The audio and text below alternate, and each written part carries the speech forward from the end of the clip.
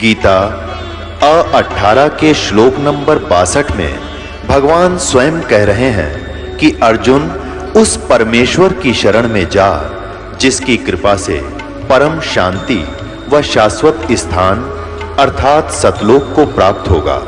वो परमेश्वर कौन है, कहां है, कैसा है, जानने के लिए कृपया अवश्य सुनिए जगत गुरु तत्वदर्शी संत रामपाल जी महाराज के अमृत वचन।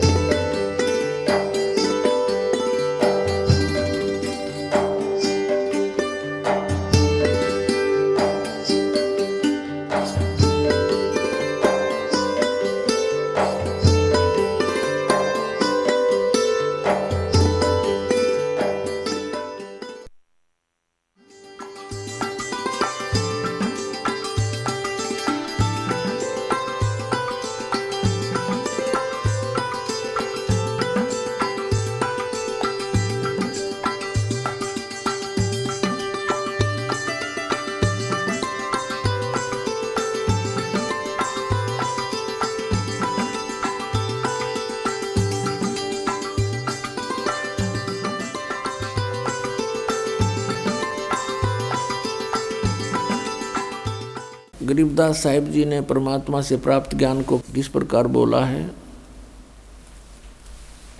न्योल नाद सुभान गति लड़े भुअंग हमेशे जड़ी जान जगदीश है विष नहीं व्याप शेष।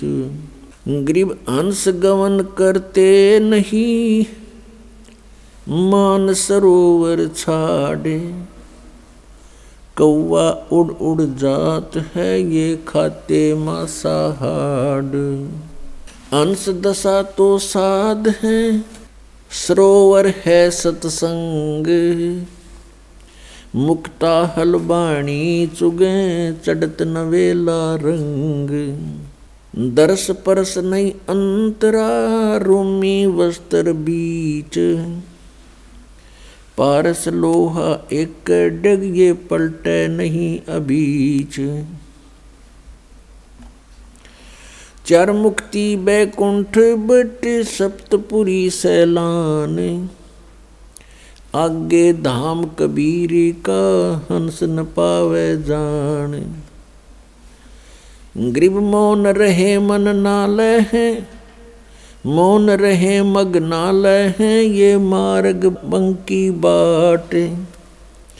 सोन शिखर गढ़ सोरंग है कर सतगुर से साट।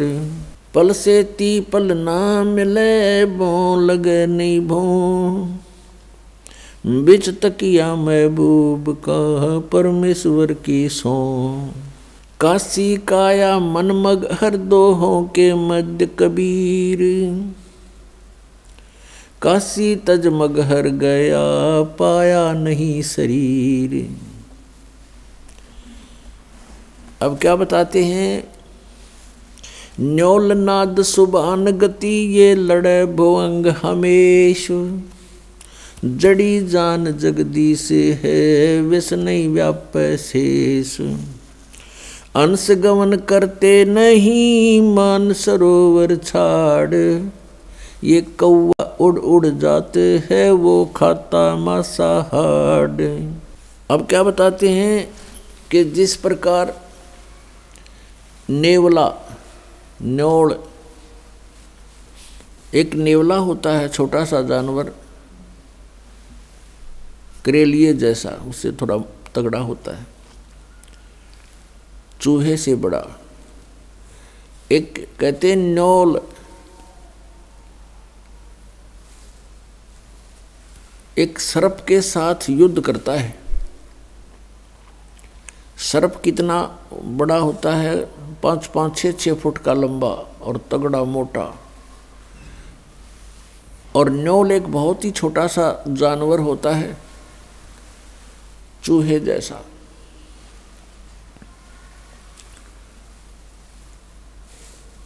और वो सर्प के साथ लड़ता है। कैसे किस आधार से लड़ता है कि एक वो क्या करता है कहीं जहाँ पर एक जड़ी होती है उस जड़ी की महक के सामने सर्प बेहोश हो जाता है, उसको चक्कर आने शुरू हो जाते हैं। उस जड़ी के आसपास यदि सर्प चला जाता है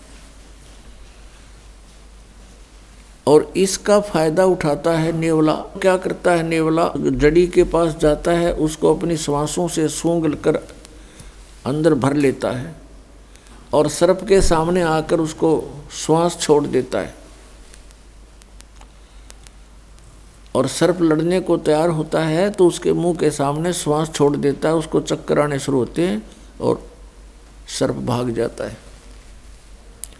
तो यहाँ बताते हैं कि यहाँ समझो कि ये काल तो सर्प है, अजगर, और जीव नेवला है, और जिस नेवले को यह जड़ी प्राप्त होगी सतनाम के श्वास के सिमरण की, उसके सामने फिर वो सर्प रूपी अजगर अर्थात काल भाग जाता है।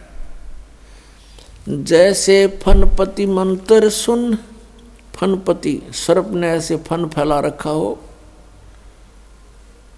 और कहते हैं सपेरा एक मंत्र बोल देता है तो वो सर्प ऐसे किए हुए फैलाए हुए फन को सकोड़ लेता है, इकट्ठा करके भाग लेता है, एक तरफ मुंह मोड़ लेता है। परमात्मा ने वो मंत्र सतनाम 2 अक्षर का इतना शक्तिशाली और यूजफुल बताया है। जैसे फनपति मंत्र सुन रखे फन सकोड़े, ऐसे बीरा मेरे नाम से सतनाम से काल लेवे मुंह मोड़े। यहाँ उसी का प्रमाण दे रहे हैं। न्योल नाद सुभान गति लड़े भुजंग हमेश, जड़ी जान जगदीश है वैस नहीं व्याप शेष। न्योल नाद सुभान गति और लड़े भुजंग हमेश। जिस प्रकार एक छोटा सा नेवला एक 8-9 इंच का लंबाई का जानवर और 6-7-8 फुट लंबे तगड़े सर्प को काबू कर लेता है, विजय पा लेता है, उसके पास एक जड़ी होती है। उस जड़ी को, उस औषधि को सूंघ कर आता है, पौधा होता है एक, उसको सूंघ कर आता है और सर्प के मुंह के सामने श्वास छोड़ देता है। सर्प विवश हो जाता है, चक्कर आने शुरू हो जाते हैं, वो चल पड़ता है, पराजित हो जाता है। फिर नेवला उसको मार डालता है। यहाँ वही बताते हैं कि जो सही सतनाम पूर्ण संत से प्राप्त करके जाप करता है तो वो सतनाम परमात्मा के द्वारा दी हुई जड़ी है,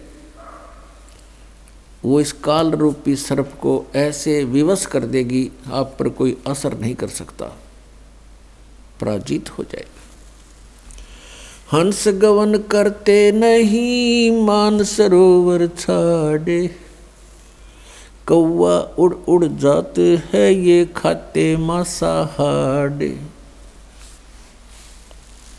एक हंस पक्षी होता है, एक कौवा होता है, एक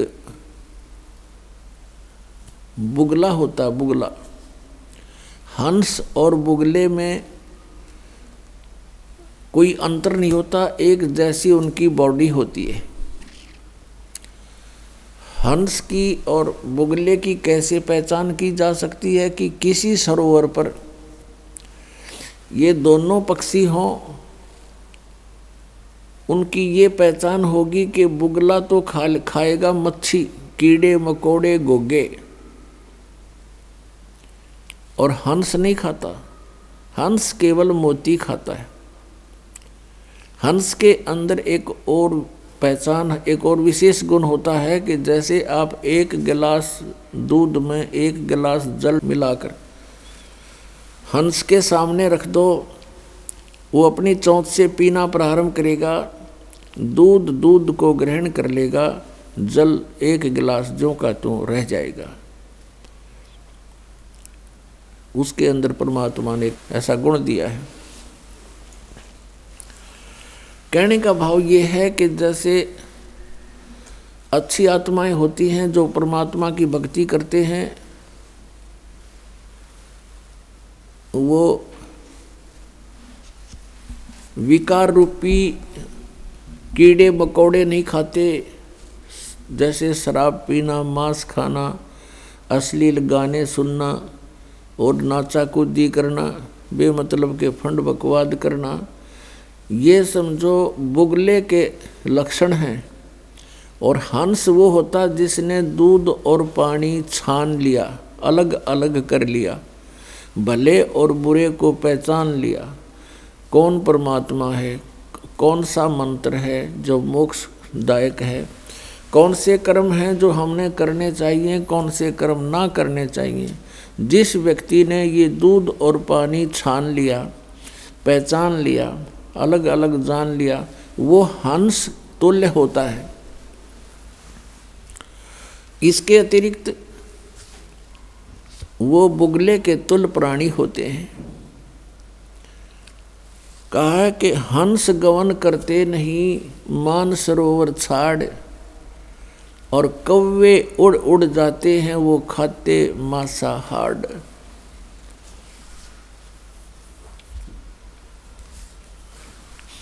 और यही दशा बुगलों के बारे में बताई है कि जो अच्छी आत्माएं होती हैं वो सत्संग रूपी सरोवर को छोड़कर नहीं जाते, जहाँ राम नाम के मोती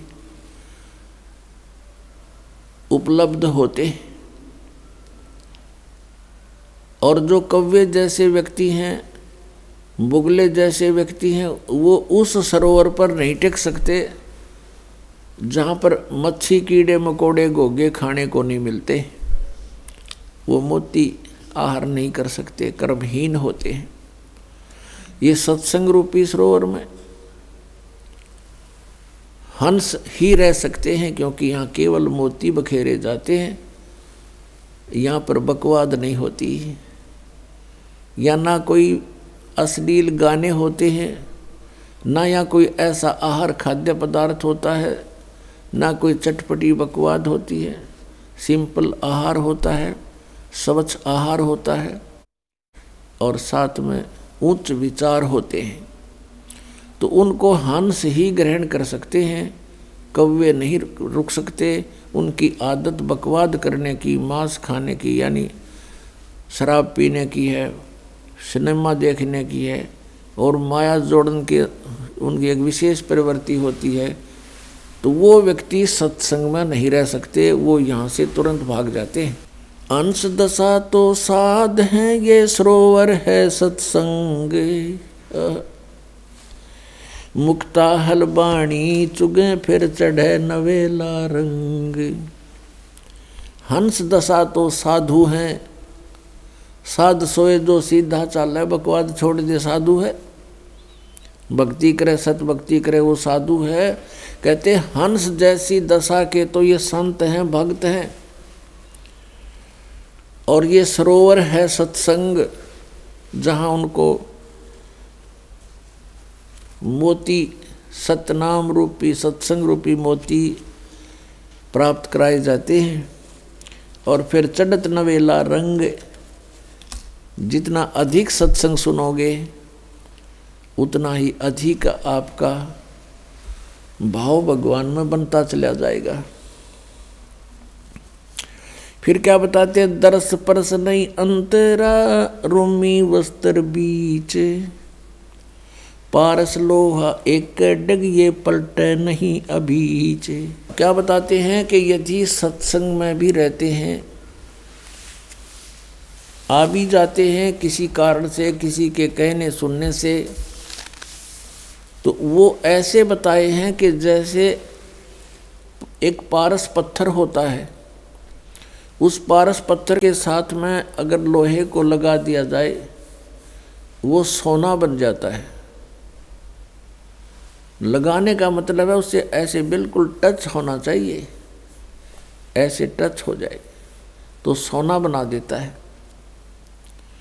और उनके बीच में वो रखा निकट दिखाई देता है, और बीच में जरा सा भी अंतर रह गया, यानी कहते रूमी वस्त्र अंतरा।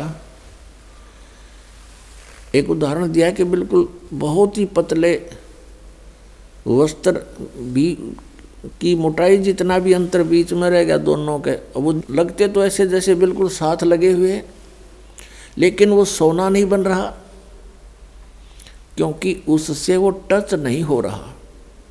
लगता है जैसे बिल्कुल साथ ही खड़ा है, रखा है, बिल्कुल टच हुआ है, लेकिन टच ना होने से अभी वो सोना नहीं बना। तो यहाँ बताते हैं, इसका भावार्थ बताते हैं कि जैसे कोई व्यक्ति सत्संग में आ भी रहा है और फिर सत्संग के उन वचनों को हृदय में उतार नहीं रहा, तो वो सत्संग में आता भी रहे उसके असर नहीं होगा, क्योंकि वो अभी मिला नहीं है। तो यहाँ बताते हैं कि दर्श परस नहीं अंतरा, रूमी वस्त्र बीच और पारस लोहा एक के डिग पर पलटत नहीं अबीच। अब जैसे किसी ने उपदेश भी ले रखा है, श्रद्धा है नहीं गुरुदेव के प्रति, तो वो रह अवश्य साथ रहा है लेकिन वो मिला नहीं है। जैसे परमात्मा अपने नित्य में पढ़ते हो, बिन सतगुर मिले मोहे ना पावे, और वैसे मिले कैसे कि सतगुरु के साथ एक रस नहीं होता तब तक परमात्मा प्राप्ति नहीं होती। सतगुरु तो मिला हुआ है, नाम भी मिला हुआ है, हृदय में जगह है, नहीं तो मालिक प्राप्ति नहीं हो सकती। भाव ये है कहने का, काया काशी मन मघर दोहों के मध्य कबीर, काशी तज मघर गए पाया नहीं शरीर। श्वेत वर्ण शुभ रंग है नगरी अकल अमान, तन मन की तो गम नहीं निज मन का स्थान। निज मन ऊपर परम पद राग रूप धर्म धीर, दूजे को तो गम नहीं तावा मैल कबीर।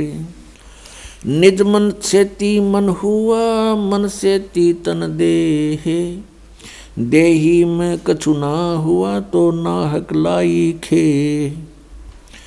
बेरा साटे बेचिया बैरागर सुल्तान, मालन को जाना नहीं बेबुद्धि खेचा तान। शेर बेर पलड़ चढ़े एक पड़ा भोमाही, मालन और सुल्तान को हलकारे ले जाही। 2.5 लाख की पावड़ी एक पैसे का बेर, देख अदम सुल्तान को कैसे डारी मेर। 9 लख नानक नाद में 10 लख गोरख तीर, लाख दत्त संगी सदा चरणों चरच कबीर।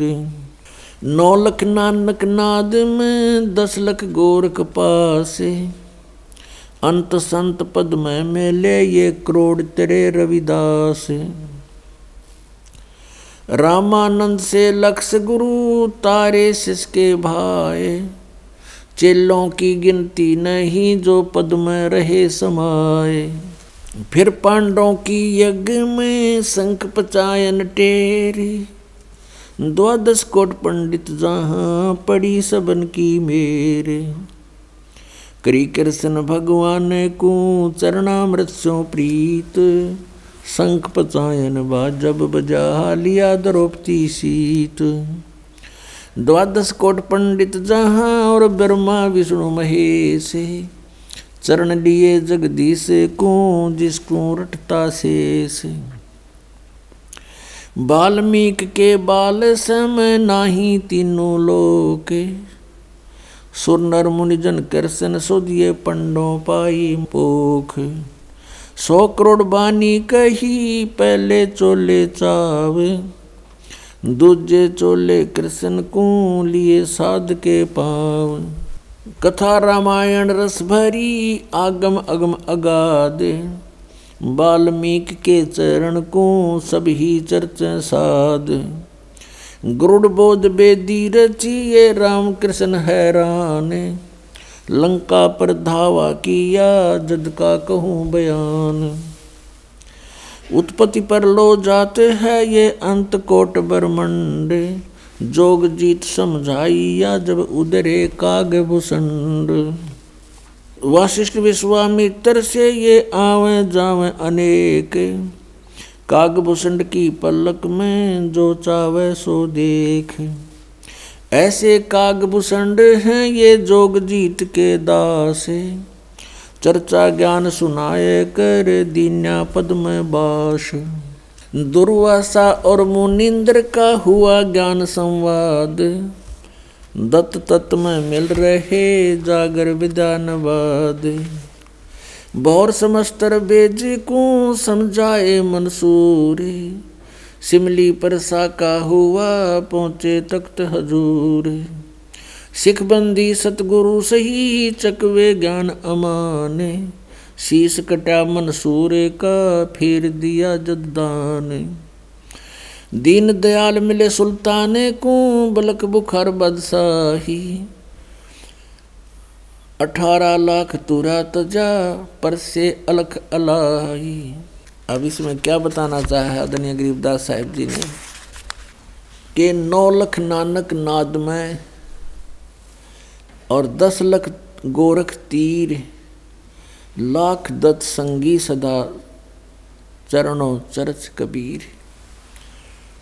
नानक साहब जी जैसी पुण्यात्माओं कहते हैं लाखों की संख्या में पार कर दी।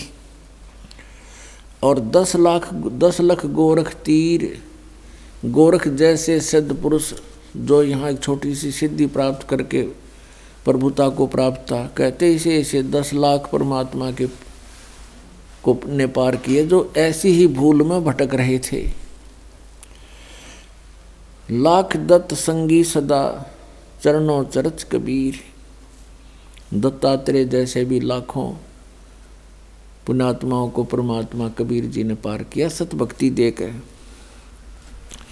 फिर बताया कि रामानंद से लक्ष गुरु तारे सिसके भाई और चेलों की गिनती नहीं जो पद में रहे समाये। रामानंद जी जैसे लक्ष गुरु यानी लाखों गुरु तार दिए। उनको शिष्य बनकर उनका परमेश्वर रामानंद जी के शिष्य बन करके उनको सतमार्ग समझाया।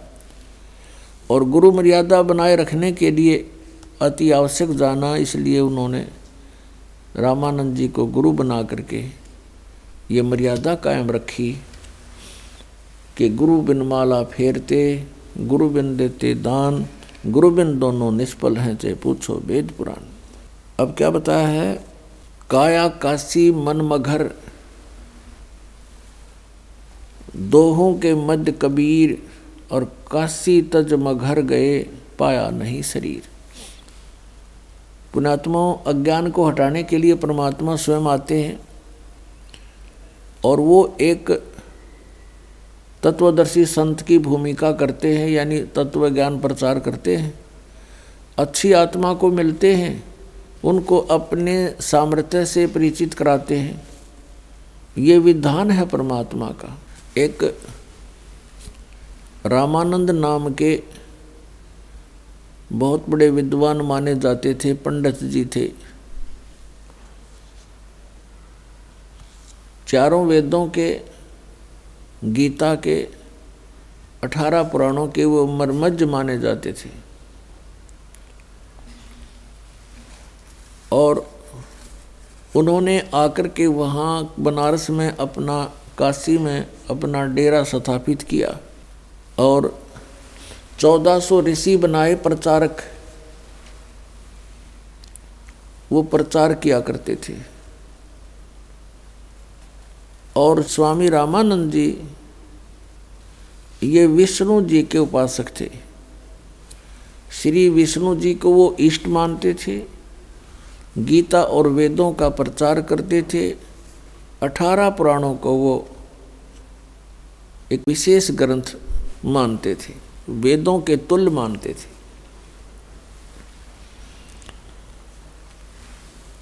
परमात्मा कबीर देव जी लीला करते हैं। वेदों में परमात्मा की ये लीला वर्णित है कि वो भगवान जो परम अक्षर ब्रह्म है ऐसी लीलाएं करते हैं। कैसी लीला करते हैं?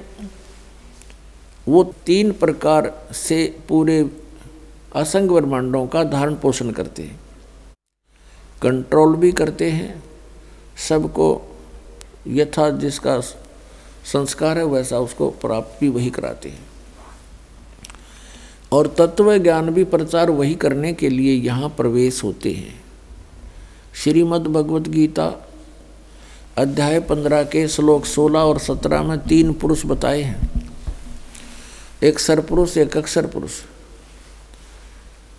सरपुरुष तो ये 21 ब्रह्मांड का स्वामी है जिसे ब्रह्म कहते हैं, और अक्षर पुरुष है ये 7 संग ब्रह्मांड का स्वामी है, ये कुल का मालिक नहीं है। और 17वें श्लोक में 15वें अध्याय के गीता जी में कहा है कि उत्तम पुरुष तु अन्य परमात्मा इति उदाहरते, यह लोग तरम आविश्य विभर्ति अवय ईश्वर है। वो श्रेष्ठ प्रभु उत्तम पुरुष तो कोई अन्य है जो 16वें श्लोक में 2 पुरुष बताए हैं, एक सरपुरुष एक अक्षर पुरुष। इनसे भी अन्य है, क्योंकि सरपुरुष और अक्षर पुरुष ये दोनों नाशवान हैं। इनके अंतर्गत जितने प्राणी वो भी नाशवान है। एक जीव आत्मा नहीं मरती, वो तो किसी की भी नहीं मरती, गधे कुत्ते सूअर की भी नहीं मरती। 17वें श्लोक में तुरंत कहा है कि वो उत्तम पुरुष तो इन दोनों से, सरपुरुष और अक्षर पुरुष से कोई अन्य है, और वही तीनों लोकों में प्रवेश करके सबका धारण पोषण करता है। और वो परमात्मा कहा जाता है, वो है अविनाशी परमात्मा है, वास्तव में अविनाशी परमात्मा। वेदों में परमेश्वर पूर्ण परमात्मा की जानकारी है। वेदों का ज्ञान ब्रह्म दे रहा है, ब्रह्म सरपुरुष, और गीता का ज्ञान भी सरपुरुष यानी ब्रह्म दे रहा है श्री कृष्ण में प्रवेश करके।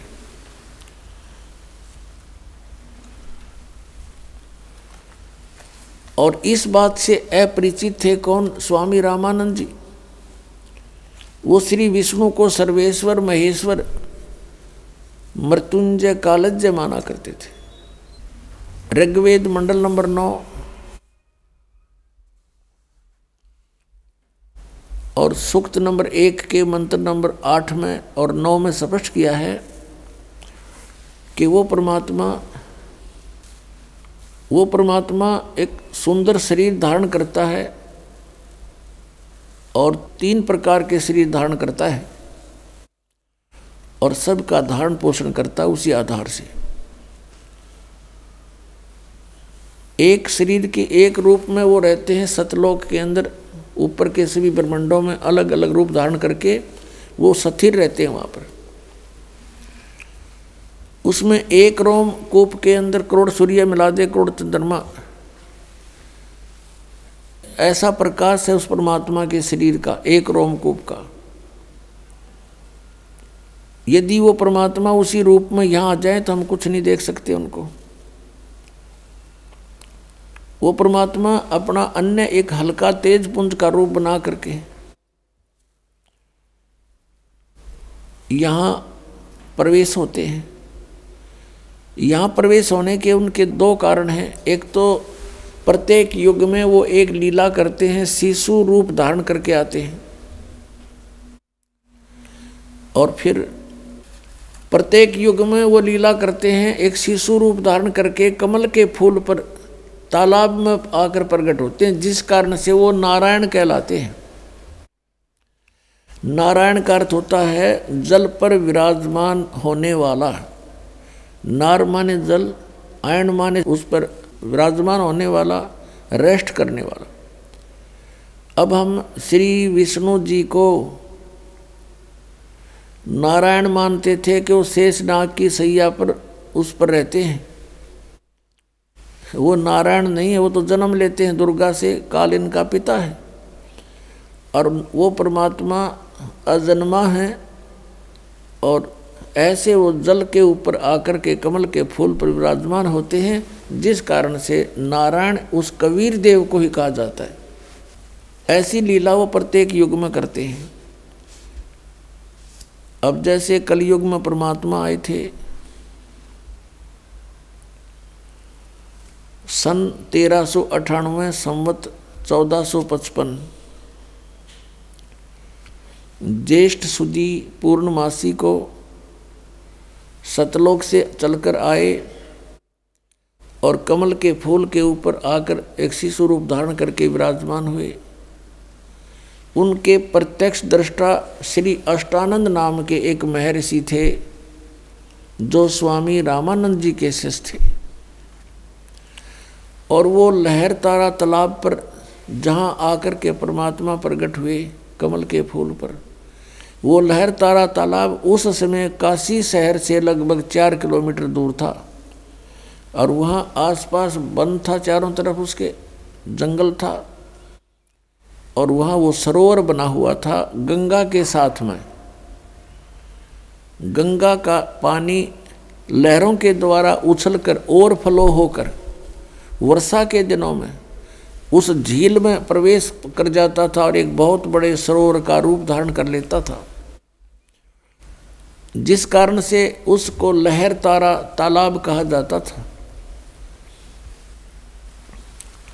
उस लहर तारा तालाब पर अष्टानंद नाम के एक ऋषि जो रामानंद जी के शिष्य थे, वो प्रतिदिन वहाँ स्नान करने के लिए जाया करते थे और सुबह सुबह कुछ समय तक वहाँ बैठकर अपने गुरु जी से प्राप्त साधना भक्ति किया करते थे, एकांत स्थान पाकर। और एक नीरू और नीमा नाम के जुलाहे थे।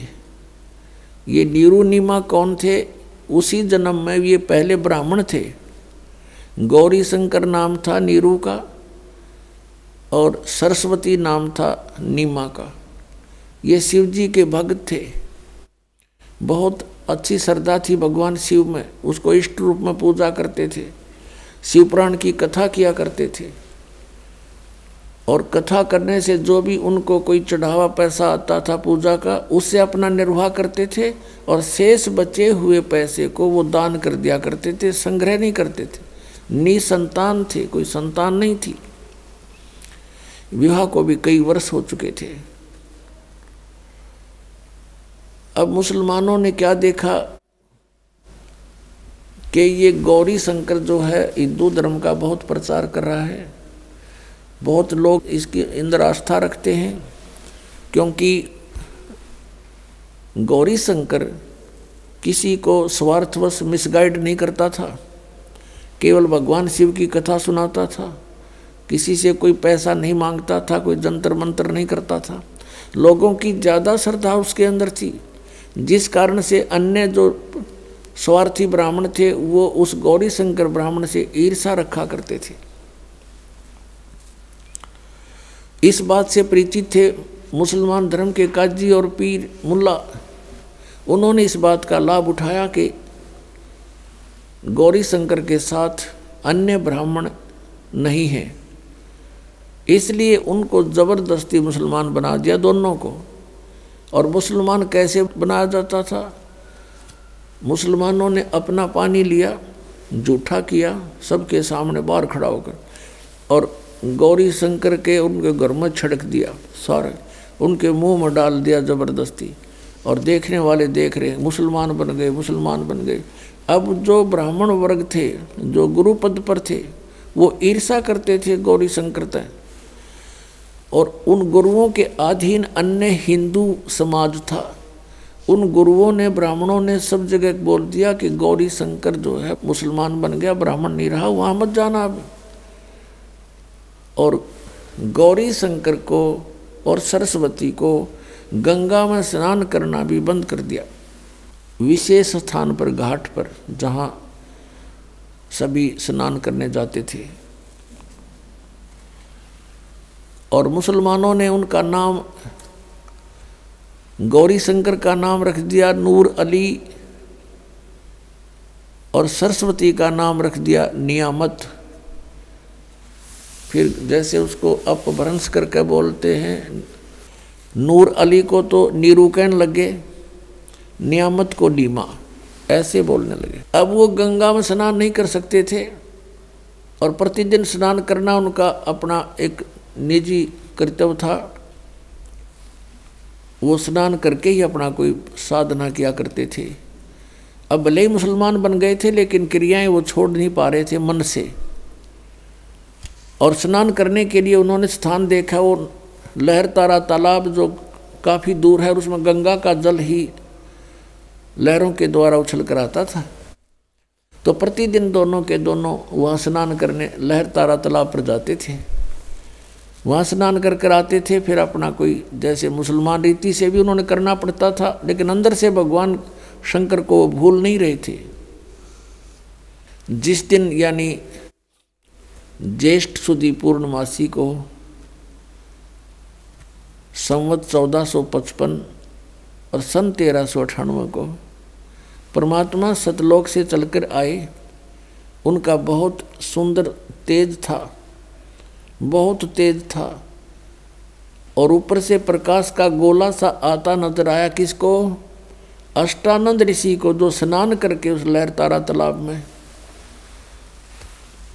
अपनी साधना करने की तैयारी कर रहा था। उसने देखा कि बहुत तेज प्रकाश का एक तारा सा टूटा आकाश से और बहुत गति से नीचे को आया।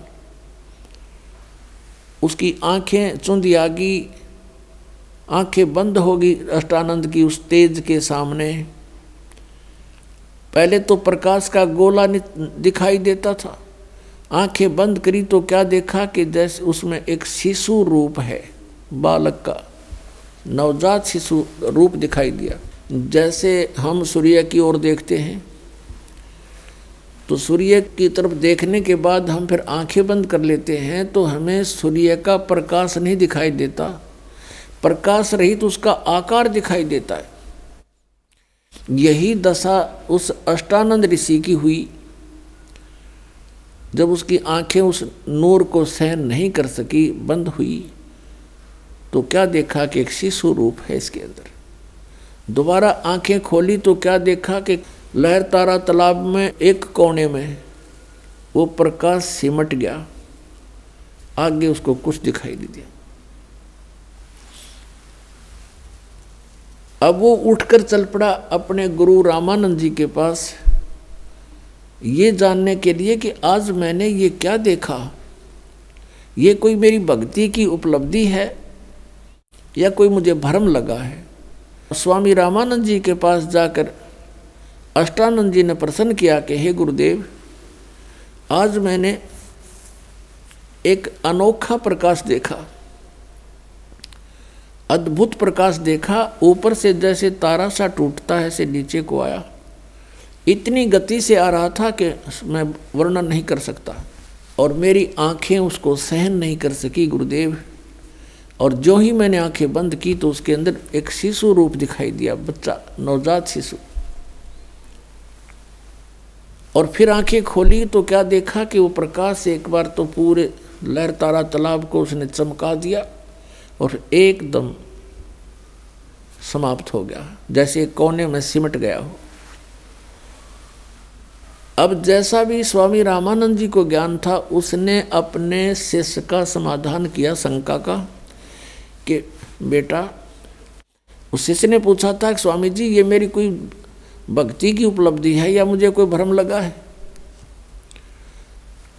स्वामी रामानंद जी ने बताया कि बेटा, जब अवतार लोग आते हैं ऊपर से किसी लोक से तो उनकी ऐसी ही स्थिति होती है, तारा सा टूटता है और फिर वो यहाँ आकर के आपने जो देखा नवजात शिशु, तो वो किसी माँ के गर्भ में स्थापित होंगे, वहाँ से जन्म ले करके या कोई लीला करेंगे अपनी। अब जैसा ज्ञान था उस महर्षि रामानंद जी ने अपने शिष्य की शंका का समाधान कर दिया और शिष्य संतुष्ट हुआ। अब इनको इतना ही ज्ञान है कि जितने भी अवतार आए हैं, श्री राम, श्री कृष्ण और भी जितने ये 9 और 24 अवतार मानते हैं, सभी माँ से ही उत्पन्न हुए हैं। लेकिन वो अवतार जो लहर तारा तालाब पर कमल के फूल पर आया है, वो किसी माँ से जन्म नहीं लेता, वो अजन्मा है, वो स्वयंभू हैं, वो परिभू हैं, स्वयंभू हैं। उनका शरीर शुक्रम अकायम ऐसनाविरम, उस परमात्मा का शरीर माता पिता के योग से बनी उन बीज शक्ति से नहीं होता, और उनके शरीर में नाड़ी तंत्र नहीं है। इसलिए यजुर्वेद अध्याय नंबर 40 के मंत्र 8 में कहा है कि सप्रयागात, वो सबसे प्रथम देहधारी और सबसे पहला प्रगट पुरुष है। और शुक्रम अकायम कबीर मनीषी, वो कबीर देव, कबीर विद्वान, सर्वज्ञ, मनीषी माने सर्वज्ञ और कबीर माने कबीर देव, वो कबीर देव कबीर साहब सर्वज्ञ है। और शुक्रम अकायम असनाविरम अवर्णम और अपाप विद्यम स्वयंभू परिभू। अब यहाँ पर ये जो निराकार मानने वाले हैं अज्ञान आधार से, इस यजुर्वेद अध्याय नंबर 40 के मंत्र 8 के केवल इस वर्ड को साथ ले लेते हैं अकायम, कि वो काया रहित है, उसकी काया नहीं है। ऐसनाविरम, अभी न कोई पूछने वाला हो ऐसनाविरम कहने की जरूर क्या थी, एक अकायम शब्द लिख दिया बस सफिशिएंट था। अगर भगवान निराकार है, काया रहित है, अकायम शब्द ही पर्याप्त था। इसमें स्पष्ट किया है कि शुक्रम अकायम, शुक्र माने शक्ति, बीज शक्ति पुरुष की।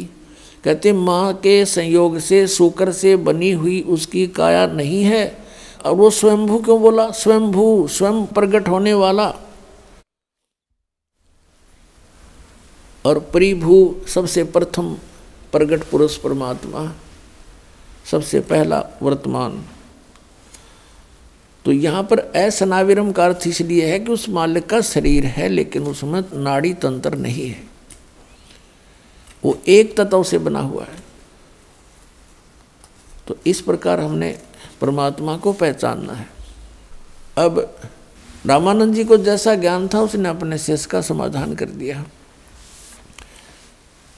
और ये मानते हैं कि कोई भी अवतार माँ के बिना जन्म नहीं ले सकता, लेकिन ये अवतार वो परमात्मा सत्य पुरुष अजन्मा है, वो किसी माँ से जन्म नहीं लेते, लीला वैसी ही करते हैं।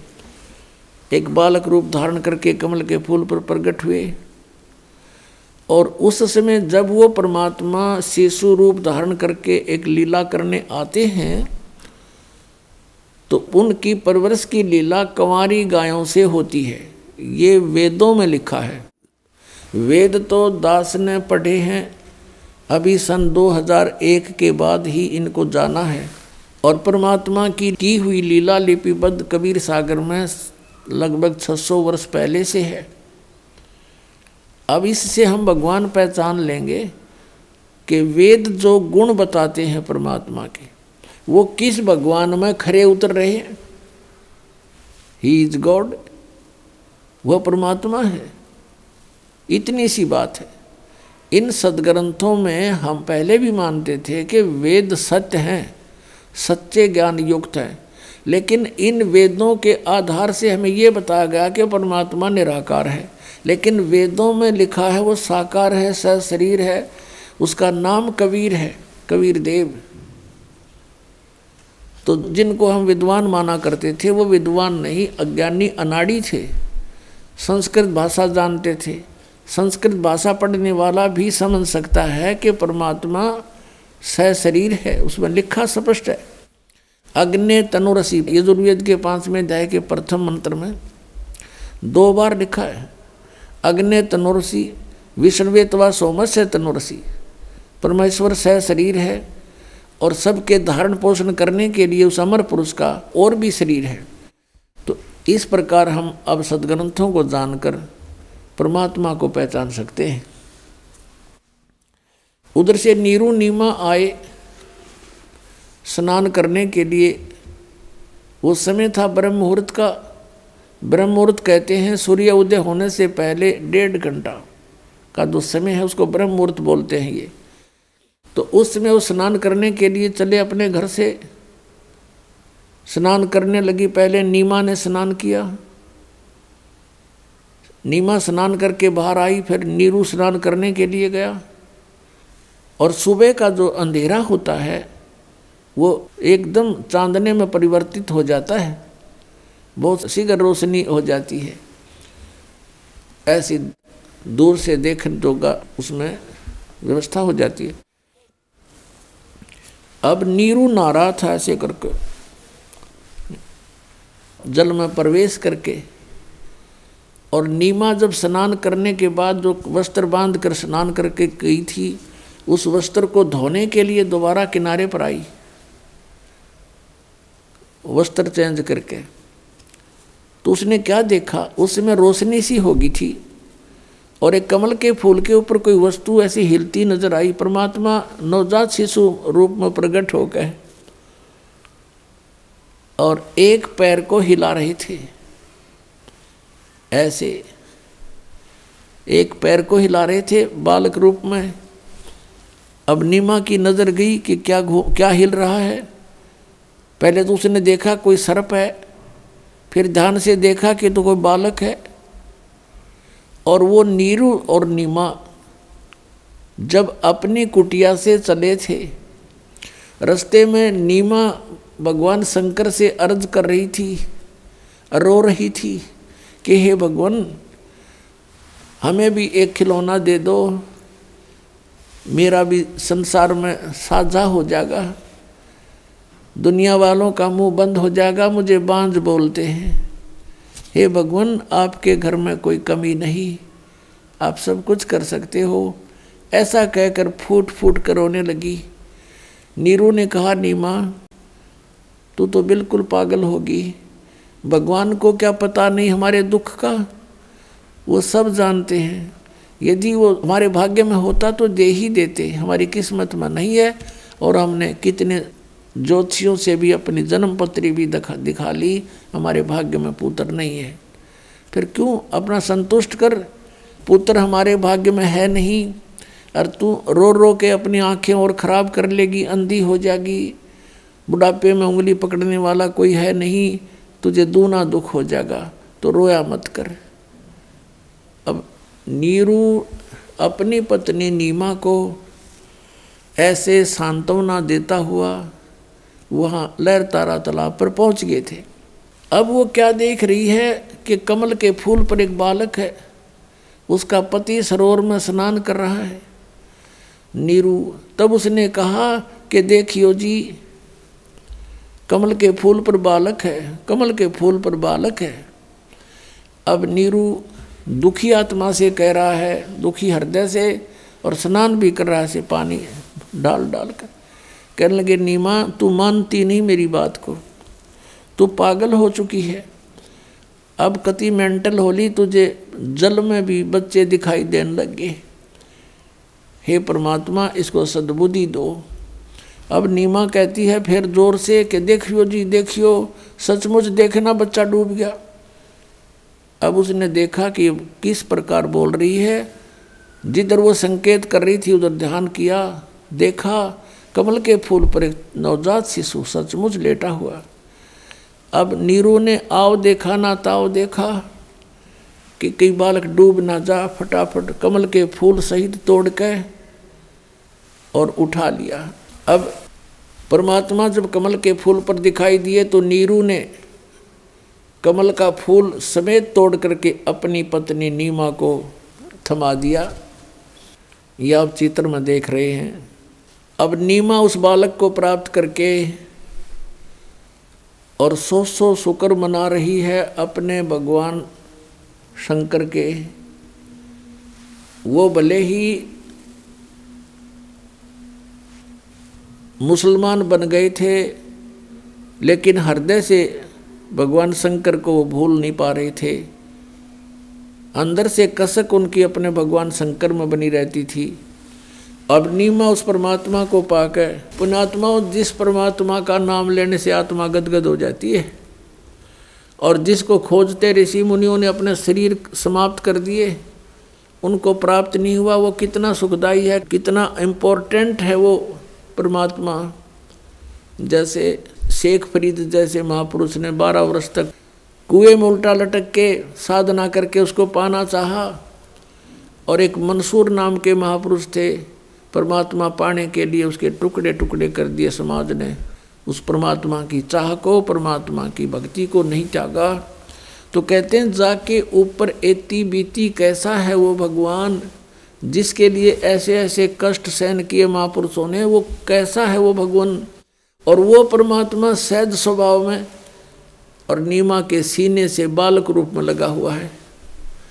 पुण्यात्मा एक स्वभाव होता है, जैसे चंदन का पेड़ में उसमें ठंड होती है, बर्फ के अंदर स्वभाव है उसका ठंडा करने का, शीतल स्वभाव होता है, ऐसा ही परमात्मा का गुण है।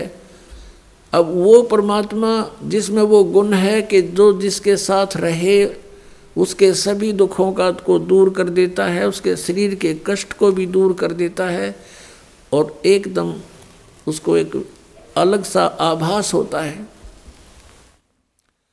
अब उस परमात्मा को चरणों गोदी में लेकर के वो माई कभी बच्चे की तरह उसका मुंह से चूम चूम कर प्यार कर रही है, कभी सीने से लगा रही है और शुक्र मना रही है शंकर भगवान का। परमात्मा गोदी में और महिमा शंकर भगवान की हम न्यों भूल गए, हम ऐसे विचलित हैं। यहाँ गरीबदास साहब जी कहते हैं जगत का पेखना पेखा और धनी का नाम ना लेखा। शुक्र मना रही है शंकर भगवान का, और परमात्मा खुद कैसे आ रहे हैं, वो कौन है परमात्मा उसका पता भी नहीं। अब कैसे उपमा की है गरीबदास साहिब जी ने अपने भगवान की। 84 बंधन कटे कीनी कल्प कबीर, भवन चतुर्दश लोक सब टूटे जम जंजीर। 84 बंधन कटे कीनी कल्प कबीर, भवन चतुर्दश लोक सब ये टूटे जम जंजीर। अंत कोट ब्रह्मंड में बंदी छोड़ कहाए, सो तो एक कबीर हैं जननी जने नमाए। शब्द स्वरूपी साहेब दनी शब्द सेंद सब माही, बाहर भीतर रम रहा जहाँ तहाँ सब ठाही। जल थर पृथ्वी गगन में वो बाहर भीतर एक, पूर्ण ब्रह्म कबीर हैं अवगत पुरुष अलेख। सेवक होकर उतरे इस पृथ्वी के माही, जीव उदाहरण जगत गुरु बार बार बल जाही। पुण्यात्माओं, जैसे तुलसीदास जी ने लाखों वर्ष पहले की घटी हुई घटना रामायण को अपनी चौपाइयों के माध्यम से पुनः ज्यों का त्यों अंकित कर दिया, क्योंकि उनकी दिव्य दृष्टि खुल गई थी। और इधर से आदरणीय गरीबदास साहिब जी को परमात्मा स्वयं लेकर के सतलोक गए, सब ब्रह्मांड दिखाए, ब्रह्मा विष्णु महेश के लोक दिखाए, और फिर वो ज्ञान उनके हृदय में भर दिया और उनकी दिव्य दृष्टि ऑन कर दी। आदरणीय गरीबदास साहिब जी की भी दिव्य दृष्टि ऑन कर दी, उनकी भी दिव्य दृष्टि खुल गई थी। अब यहाँ दिव्य दृष्टियों का भी अपनी अक्षमता होती है, दिव्य दृष्टियों की।